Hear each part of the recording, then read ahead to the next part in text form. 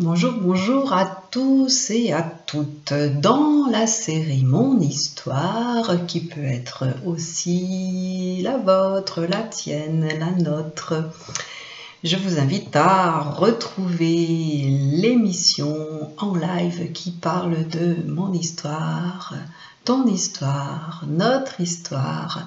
J'ai commencé à faire des lives le 16 mars 2020 jusqu'au 26 avril. Ensuite, je vais passer sur un format plus court.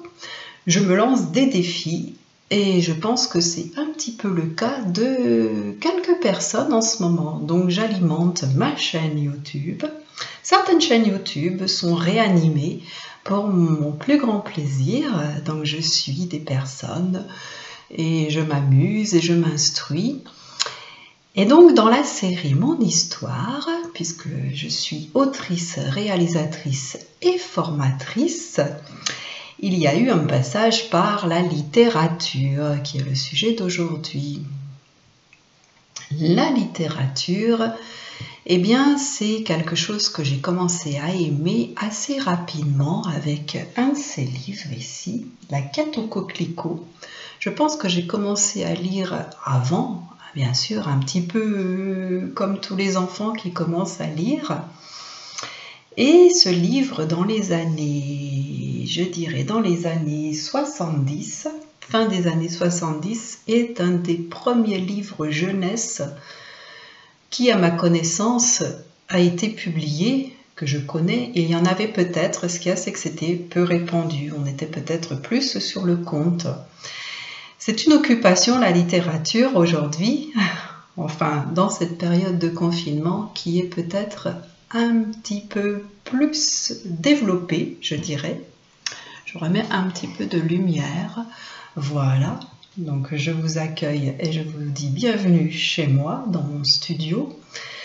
Là où je fais mes vidéos, où je fais mes lives, donc chaque dimanche à 18 h sur Facebook. Suivez mon actualité dans le descriptif de cette vidéo. Allez sur mon site www.myrtille.com. J'y poste tout un tas de choses. Alors, la littérature, je disais, il y a l'écriture et après, il y a le passage à l'oral. Le passage à l'oral, eh bien, c'est pour parler de ce que je fais, c'est pour parler de ce que je lis, c'est pour parler de ce que je regarde, de ce que je visionne.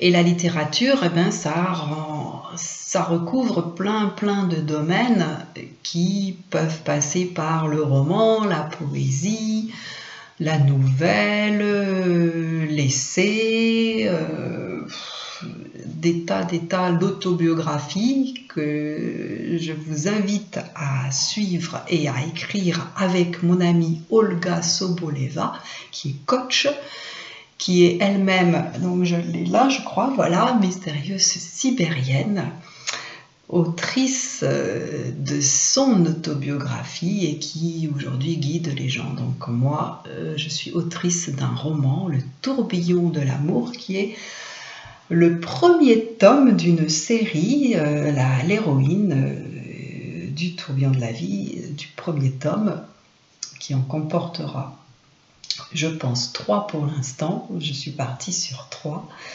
Ce qu'il y a, c'est que c'est le mystère de l'écriture, comme Murakami. J'ai un exemplaire ici qui a écrit 1Q84, et oui, 1Q comme la lettre, et il a fait 3 tomes pour couvrir l'année entière, donc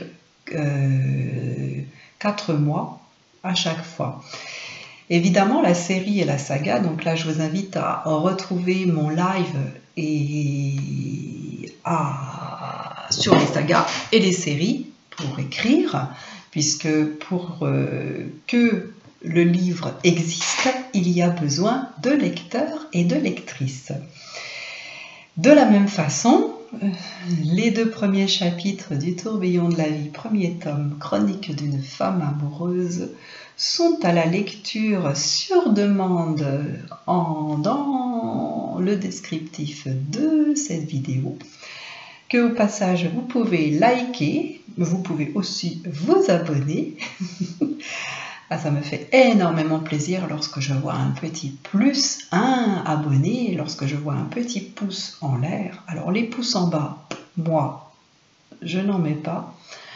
Évidemment, c'est possible de ne pas aimer quelque chose ou quelqu'un et de mettre un pouce en bas. Tout à fait. Moi, je ne fais pas ça. Et ça, c'est chacun fait comme il le pense et comme il le veut. Donc la littérature, pour moi, a commencé avec La quête au coquelicot d'Hélène Montardre, que j'ai eu la grande joie de rencontrer longtemps après l'avoir lu. J'avais dans les 11 ans ou 12 ans, lorsque j'ai lu ce livre merveilleux, qui se passe sur le Causse, tout près de chez moi, dans le sud-ouest, enfin un peu plus peut-être dans le centre, un peu plus vers le milieu de la France, et qui effectivement, lorsque j'ai rencontré son autrice, me disait que ce serait bien qu'elle réécrive ce livre, puisque aujourd'hui, se perdre dans un coin sans pouvoir joindre personne, ça n'est plus trop possible. Est-ce qu'il y a des gens qui sont vraiment isolés et complètement ignorants de la situation qui se passe en ce moment?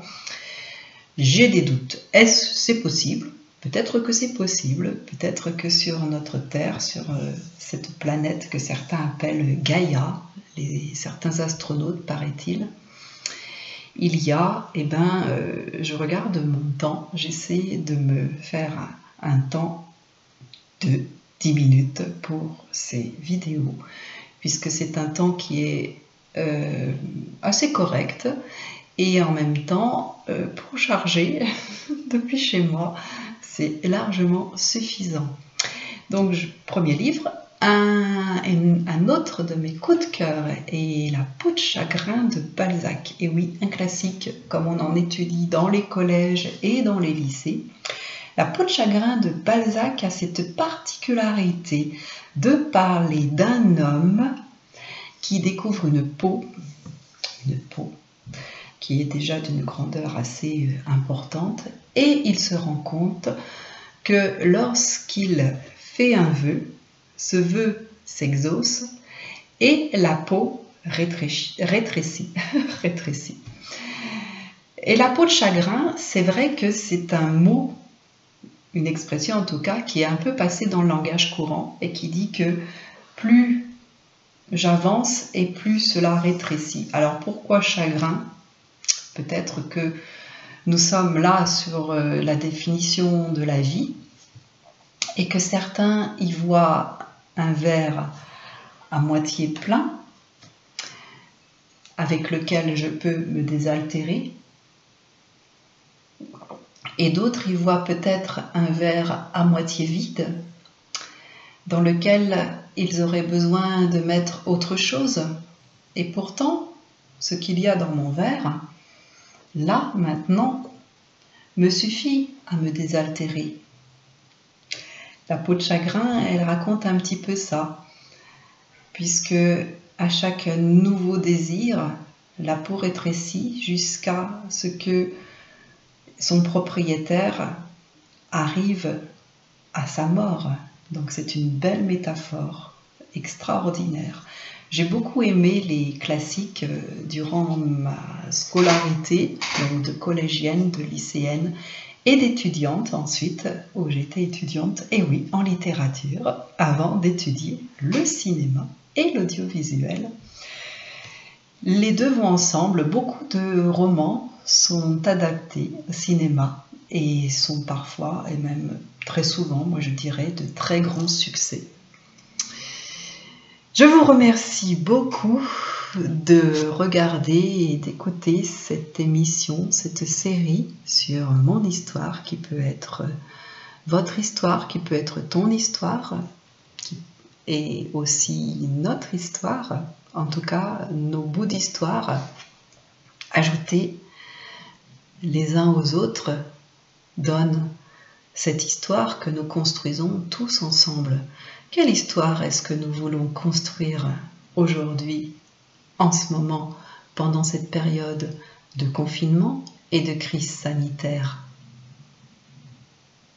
C'est une question que je laisse à votre réflexion.